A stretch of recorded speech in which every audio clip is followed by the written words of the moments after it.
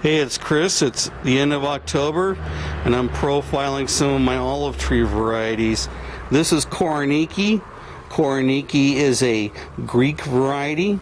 This is a Koroneiki clonal variety, or in other words, they looked at hundreds, sometimes thousands, depending on which variety. In this case, maybe hundreds of different Koroneikis. And they noticed one Koroneiki year after year growing very tight with a heavy fruit production on it, as opposed to the denser and lower branching Koroneikis. So this Koroneiki was selected. It's called I-43. It's a very upright growing Koroneiki. It's machine harvested, ideally. That's what it's designed for high intensity olive oil production. Koroneiki makes a fantastic olive oil. And you can see that the trees produce very large amounts of fruit. This would even have more fruit on here if I'd taken a little bit better care of it this year. It's still a fairly large crop. You can see that there is not a lot here to work with. Is there a manzanillo fruit? I'm gonna pluck a, yeah, let's see a really good manzanillo. Here's a decent mission olive on the right, and the Koroneiki on the left.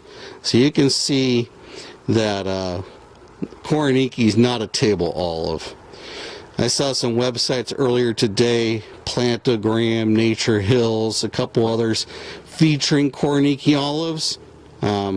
They were featuring manzanillo or mission fruit, not Koroneiki fruit. There's so many olive trees being sold on the internet these days.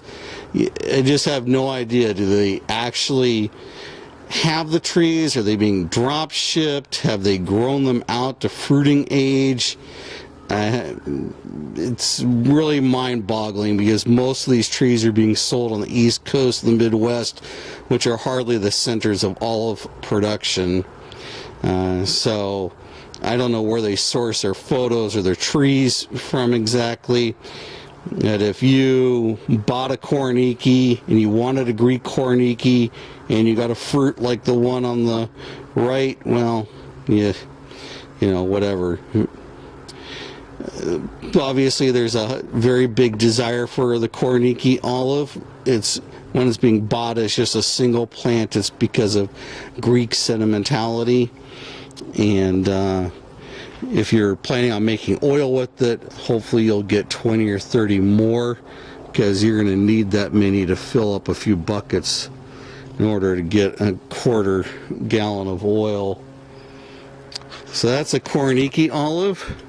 Small but tasty as an oil olive, and attractive as a container plant for a upright growing olive.